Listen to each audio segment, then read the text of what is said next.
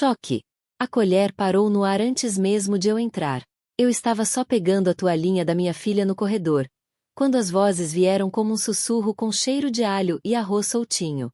A porta da cozinha ficou entreaberta, e eu fiquei ali, atrás dela, com a toalha apertada na mão, sentindo o coração bater no pescoço. Era a risada curta da Cíntia primeiro, a risada que termina sempre num suspiro de desprezo, e depois a voz mais aguda da Roberta, que costuma repetir o que a irmã diz, como se precisasse carimbar a maldade com 2 assinaturas. Ela não aguenta até o fim do ano, cochichou a Cíntia. Divórcio certo, devolveu a Roberta. Mulher que finge que está feliz sempre cai. Senti as mãos suarem, a toalha úmida colando na palma. Eu queria acreditar que não era comigo, mas a palavra divórcio ficou dançando no ar, tão nítida quanto o tilintar dos talheres batendo de leve nos pratos. O arroz queimava levemente no fundo da panela, e aquele cheiro tostado, que antes me dava fome de domingo, me embrulhou o estômago. Pensei na minha filha, na risadinha dela quando o pai faz aviãozinho com a colher, e percebi como os boatos doíam justamente por isso, porque eu sou feliz. Porque nós somos. Se ela fosse honesta, já teria admitido que o casamento é fachada, disse a Cíntia, baixinho. E aquela criança, coitadinha, crescendo nesse circo, completou a Roberta, fingindo pena. A palavra criança me atravessou como um dente frio. Apertei a porta com o ombro, fazendo um estalo leve. Os risos foram cortados no meio, como fitas mal passadas. Então veio a terceira presença. O silêncio pesado da minha madrasta.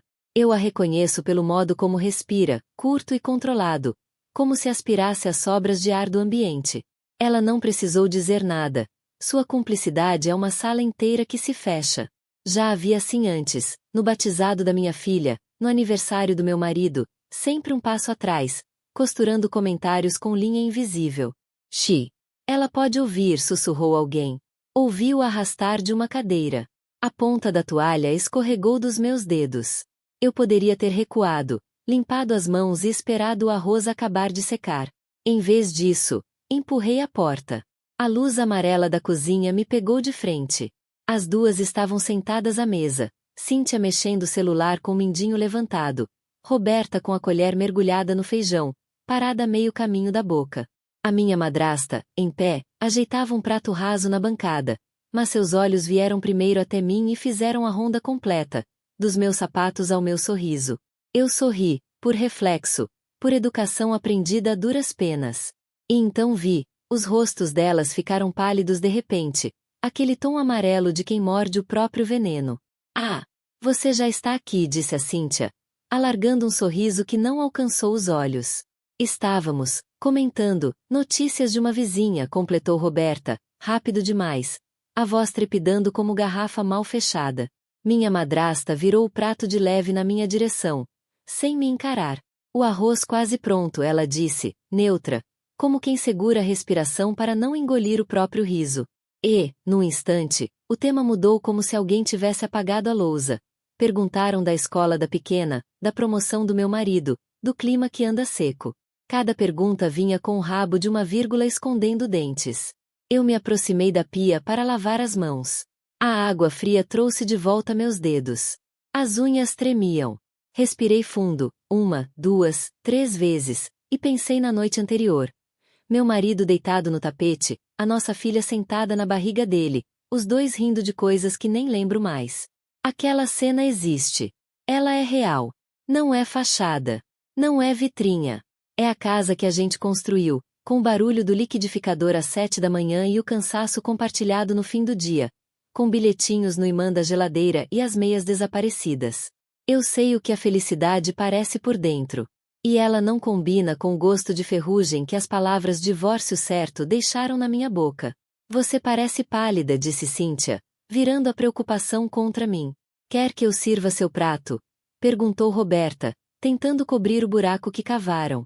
Estou ótima, respondi, e foi verdade no exato segundo em que decidi não desabar ali.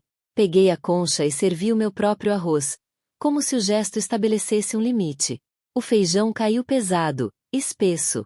Os talheres voltaram a falar, fazendo música de metal. Minhas mãos ainda tremiam, mas por dentro uma coisa se aquietava, uma linha se esticava. Eu não ia discutir naquele momento.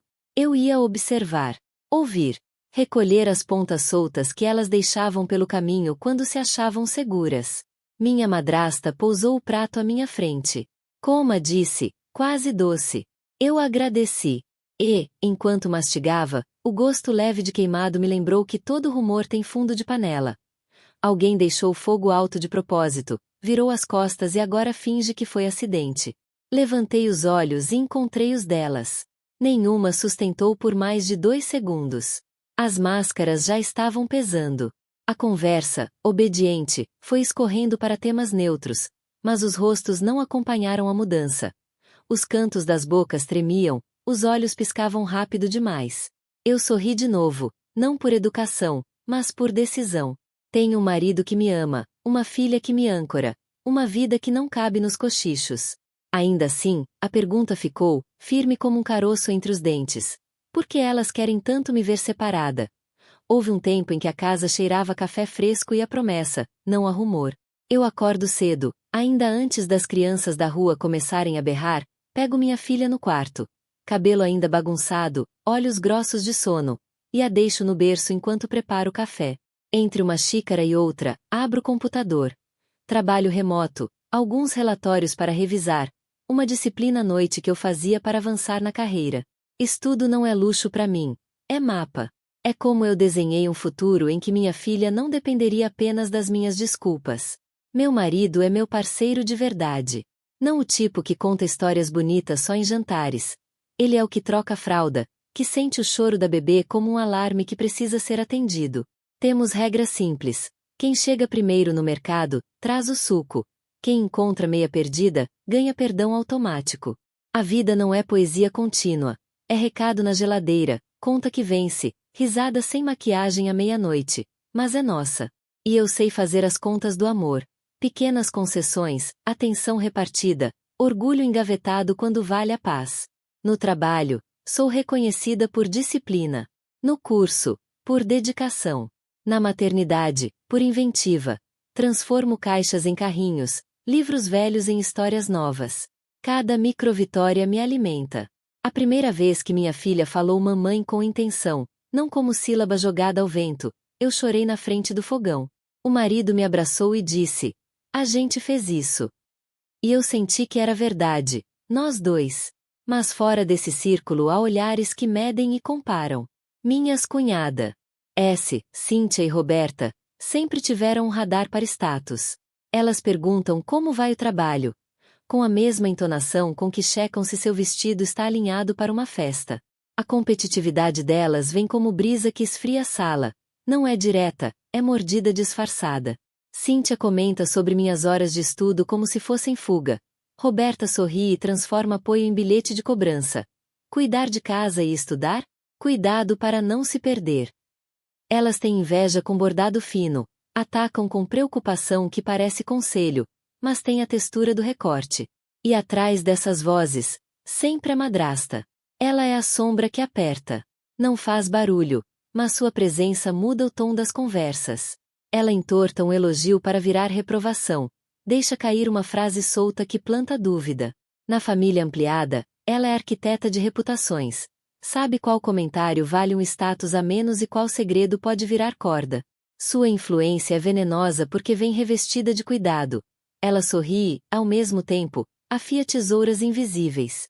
A reputação feminina pesa como medalha e corrente. Ser uma boa esposa, uma mãe dedicada, uma mulher estudiosa. Tudo vira critério para a comunidade julgar se você merece ou não. E as mulheres, curiosamente, aplicam esse tribunal com mais zelo do que muitos homens. Já aprendi que um elogio mal colocado pode virar notícia. Que o mesmo sucesso que me enche de orgulho se transforma, para algumas, em ameaça. É essa vigilância que as alimenta. Controlar a minha imagem é tentar controlar o meu lugar. Antes da tempestade, eu dormia com a sensação de missão cumprida. Trabalho feito, filha segura, marido ao lado. Construíamos um pequeno império de rotina e ternura. Não imaginava que, para algumas pessoas, minha estabilidade seria combustível para queimar. A mesa estava posta como sempre. Toalha simples, pratos brancos, o centro com um vaso de flores que meu marido trouxe no sábado.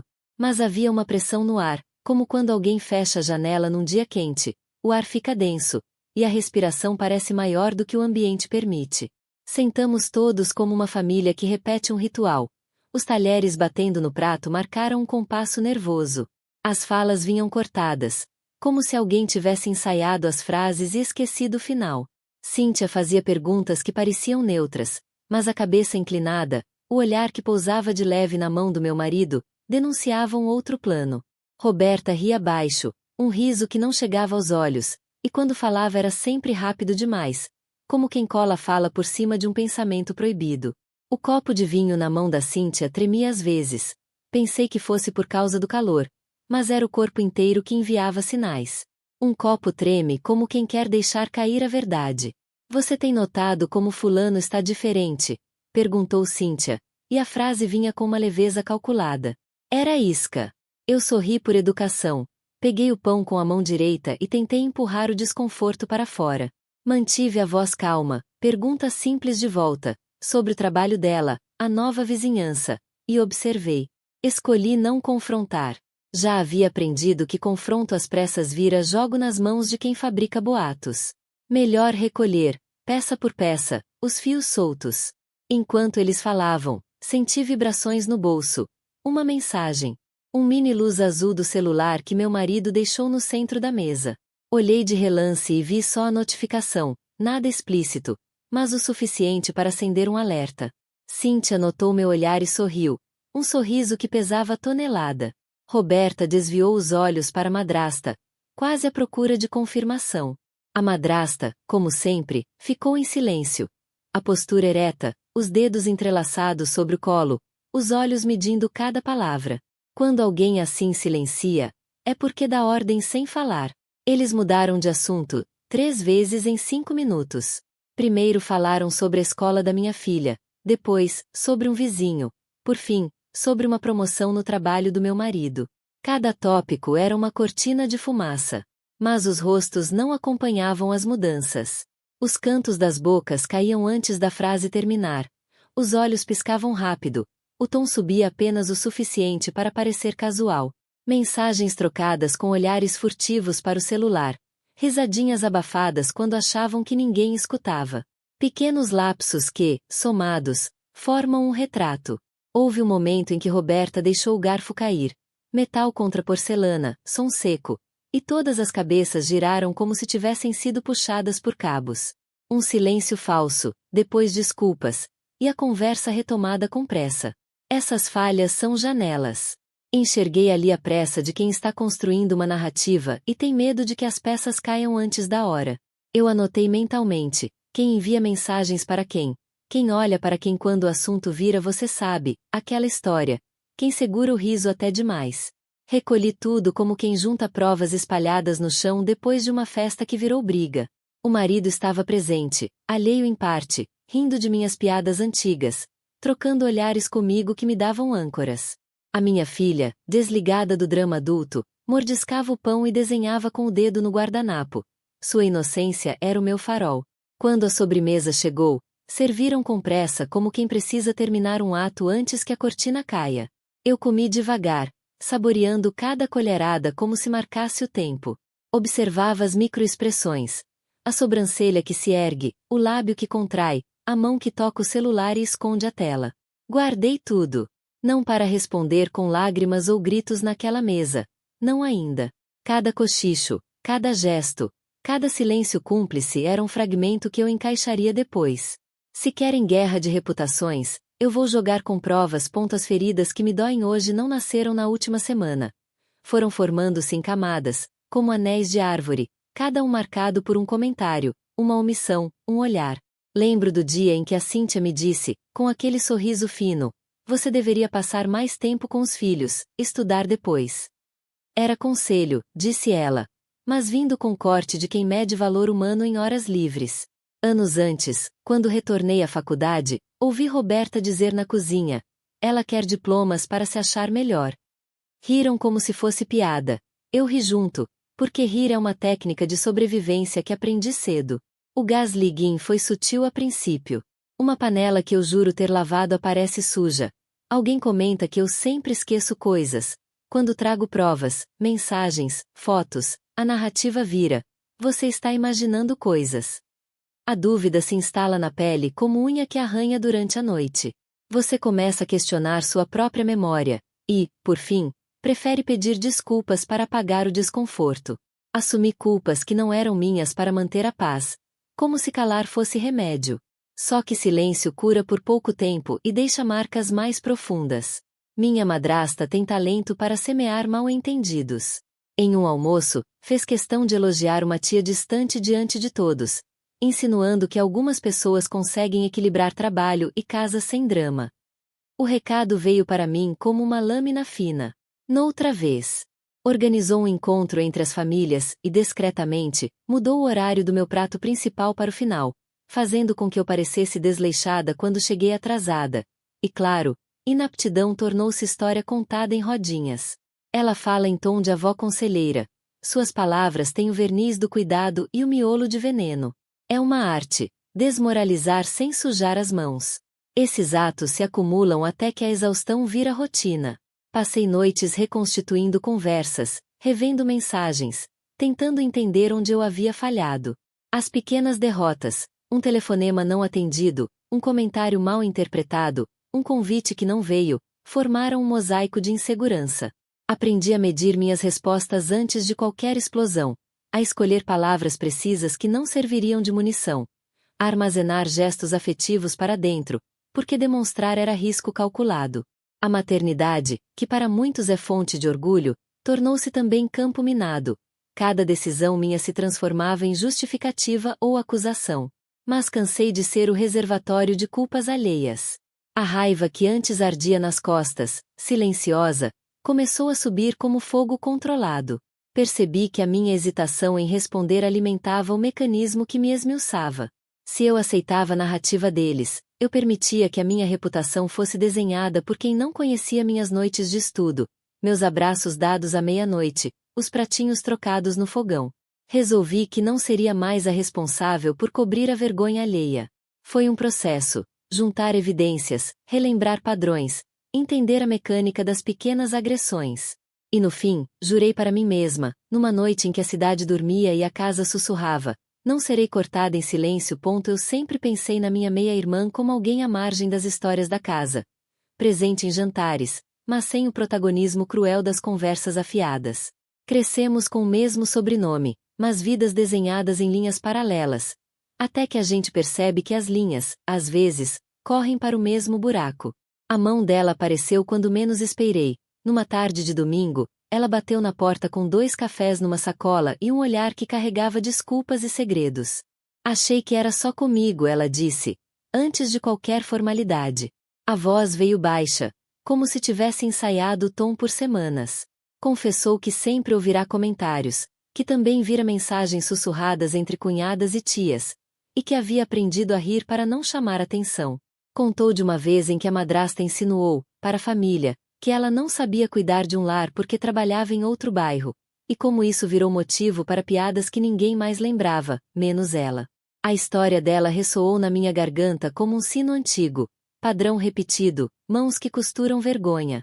Por isso, quando me ofereceu ajuda, não veio com perdão fingido nem com ódio barato. Veio com uma cumplicidade forjada no mesmo ferro quente.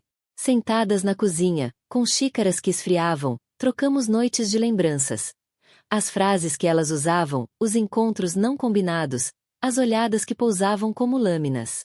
Foram confidências noturnas, disse-me coisas que eu já sentia e não tinha como provar. Nomes de grupos de mensagens onde as fofocas circulavam, horários em que a madrasta costumava bisbilhotar o celular do marido, o jeito como certos áudios desapareciam depois de enviados. Decidimos que não agiríamos no impulso. Coletaríamos. Ela trouxe seu celular. Havia prints antigos, conversas apagadas que ainda apareciam em notificações salvas, áudios que, quando reouvidos, revelavam risos ao fundo que não eram meus, eram delas, combinando como lançar a história. Juntamos tudo em uma pasta no meu laptop, screenshots com data e hora, gravações de chamadas onde frases eram cortadas e reenviadas em outra entonação, contradições entre o que a madrasta dizia em público e o que escrevia em privado. Havia perfis que repetiam as mesmas mensagens em grupos diferentes, Havia uma sequência lógica que apontava para quem estava plantando a narrativa do divórcio. O que mais me surpreendeu foi descobrir como as peças se encaixavam sem que ninguém percebesse. Uma fala sussurrada numa cozinha transformava-se em áudio editado. Um comentário sobre pessoas que fingem virava manchete em roda de familiares. Mensagens privadas eram recortadas e coladas em conversas que manipulavam a percepção. Era um trabalho de construção de reputação, não de verdade. E quem orquestrava tinha prática. Definimos nossas regras antes de qualquer passo. Não por vingança cega, por proteção. Não íamos destruir famílias. Íamos restituir fatos. Primeiro, transparência com meu marido. Ela me acompanharia quando eu abrisse a pasta de evidências. Segundo, exposição controlada. Em vez de espalhar prints em grupos, faríamos uma conversa calma, em que mostraríamos contradições e pediríamos explicações. Terceiro, prioridade absoluta para minha filha. Protegê-la de rumores e garantir que nada envolvendo a criança fosse citado em espaços públicos ou digitais. Ela sabia os riscos: perder laços, ser acusada de traição, cair na narrativa de vingança familiar. Eu sabia os meus: perder a compostura, ferir quem amava sem necessidade. Por isso o plano era cirúrgico e moral: provar sem humilhar, expor sem destruir. Reunimos as provas, organizamos uma linha do tempo, marcamos quem disse o que e quando.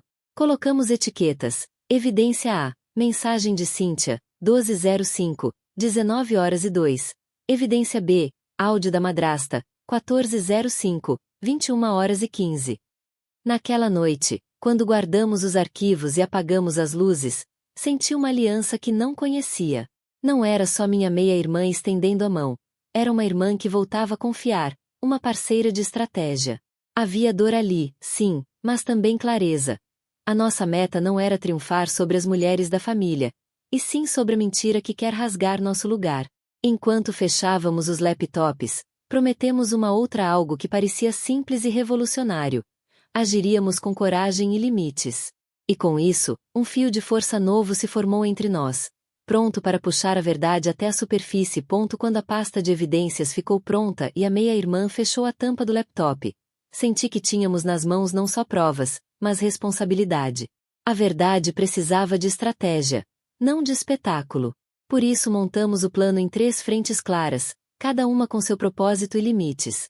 Transparência com meu marido, exposição controlada nos círculos familiares, e um confronto sereno, publicamente, em um jantar onde as máscaras não teriam vez. A primeira frente era a base: dizer tudo ao meu marido com total clareza. Nada de insinuações, nada de testes. Eu precisava que ele ouvisse a linha do tempo, as mensagens, os áudios, as contradições. Minha meia-irmã concordou em me acompanhar para que eu não ficasse sozinha diante de possíveis negações e para que aquela conversa não se transformasse em ela está paranoica. Ensaiamos o modo de falar. Frases curtas, fatos concretos, evitar adjetivos inflamados. Repetimos: mostraremos o que aconteceu, a interpretação será dele. A ideia era dar a meu marido espaço para reagir e, ao mesmo tempo, impedir que ele fosse manipulado por explicações bonitas no calor do momento. Transparência radical, pois confiança reconstruída precisa de luz. A segunda frente era cirúrgica. A exposição controlada das mensagens nos grupos da família. Não tínhamos intenção de humilhar ninguém em público, mas tampouco tolerar que falsidades circulassem livremente. Planejamos enviar, primeiro, uma mensagem direta e privada aos caminhos mais relevantes: ao patriarca, a 2 tias que costumavam mediar, a alguns primos próximos, pedindo uma conversa e anexando as provas com legendas simples: data, hora, fonte. Nada sensacionalista. Apenas contexto. Se necessário, abriríamos um grupo fechado para tratar do assunto com quem realmente importava. O objetivo aqui era interromper a cadeia de fofocas, mostrar que aquilo não era comentário lateral, mas uma narrativa orquestrada. E, sempre, com uma cláusula de proteção: nada que envolvesse minha filha seria divulgado. Qualquer referência à criança seria imediatamente removida. A terceira frente era o ato público. O jantar de verdade à luz do dia. Não por vingança teatral, mas para permitir que as verdades fossem pronunciadas cara a cara, com testemunhas presentes. Marido, família próxima, e uma mesa onde contaria, com calma, o que havíamos coletado. Ensaiamos o discurso em casa.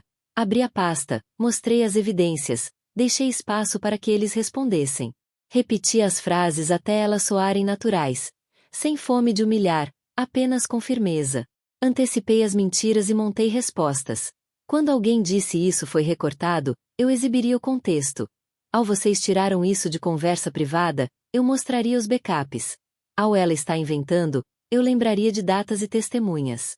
A preparação emocional foi tão prática quanto técnica. Aulas de respiração para o momento em que a voz falhasse. Sinais combinados com a meia-irmã para retomar se a emoção tentasse desviar a narrativa. Antes de qualquer passo, definimos regras inegociáveis. Nada ilegal. Não gravar conversas secretamente, não invadir contas, não forjar mensagens. Integridade é parte do combate. Se usássemos atalhos, perderíamos a autoridade. Nada que atingisse crianças. Os comentários sobre minha filha eram linha vermelha. Protegeria sua inocência acima de qualquer revanche. E, por fim, apenas a verdade. Nem um grama de vingança pessoal, apenas restituição de fatos. Houve resistência interna.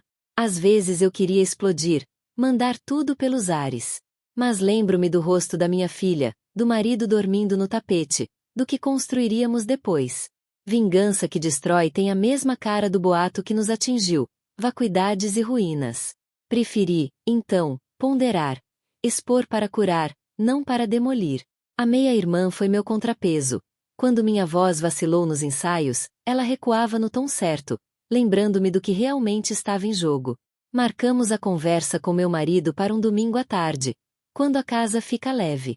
E avisamos, timidamente, alguns parentes selecionados sobre a possibilidade de ouvir algo sério, não para armar plateia, mas para ter testemunhas.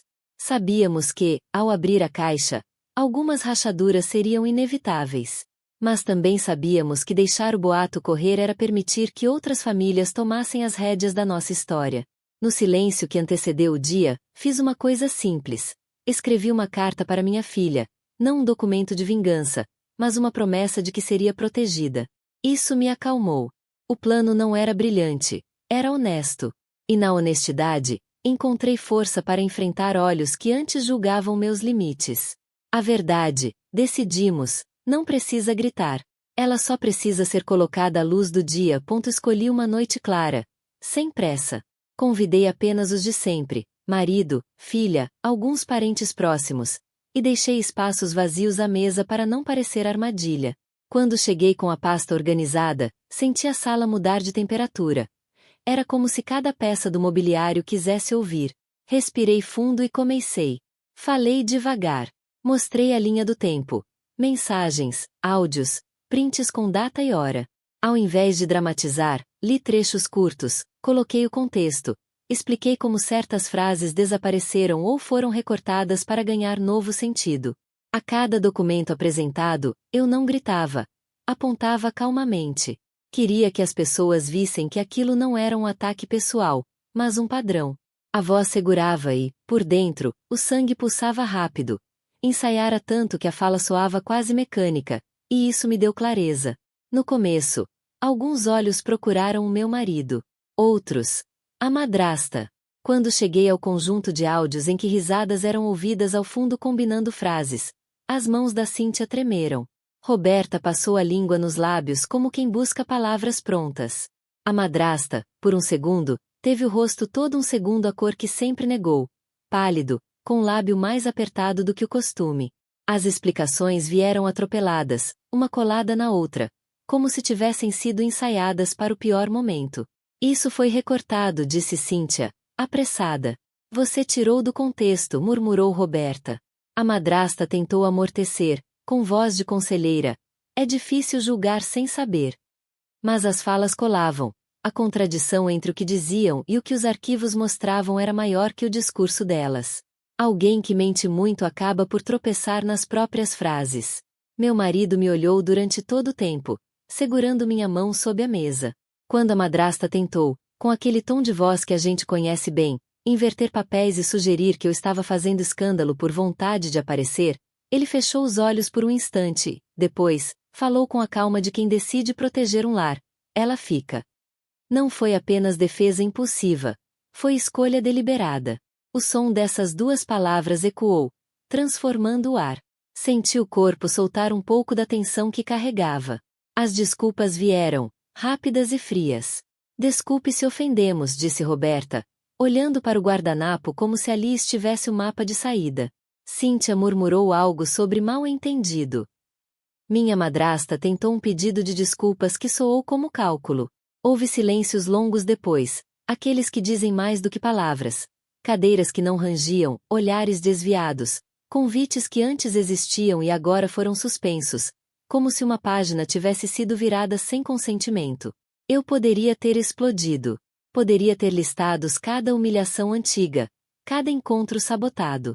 Mas não era essa minha meta. Em vez disso, levantei-me com calma e estabeleci limites claros. Expliquei o que aceito daqui para frente, respeito nas conversas, nenhum comentário sobre minha vida conjugal sem provas, nenhum uso do nome da minha filha como moeda de troca. Informei também que, até que reparassem e pedissem desculpas reais, não atos performáticos, manteríamos distância em eventos familiares maiores. Não falei de punições. Falei de proteção. As palavras tiveram efeito prático. Convites sumiram do grupo da família, mensagens cessaram por dias. E, nos próximos encontros, percebi o ruído da cortina se fechar. Mas, ao contrário do que alguns esperavam, eu não esmaguei ninguém. Apenas retirei minha presença das mãos que tentavam moldar minha história. Quando me sentei novamente, minha filha enfiou a cabeça no meu colo, e eu soube que a queda das máscaras tinha feito a sala, enfim, menor, e o nosso espaço, mais seguro. Depois do vendaval, restaram as coisas que importam. Minha filha, minha meia-irmã e eu, nós três, com laços agora reforçados pela verdade. Mantemos distância respeitosa da madrasta e das cunhadas até que busquem reparar com sinceridade, não por orgulho, mas por proteção. Aprendi que vingança justa é devolver a verdade, não triturar vidas. Escolho diálogo com limites, honestidade sem espetáculo e um lar onde minha filha cresça longe de intrigas. Seguimos reconstruindo confiança, passo a passo, com coragem e cuidado. Prometo proteger o mundo com firmeza e ternura sempre. Quando os cochichos voltarem, que seja para celebrar a coragem.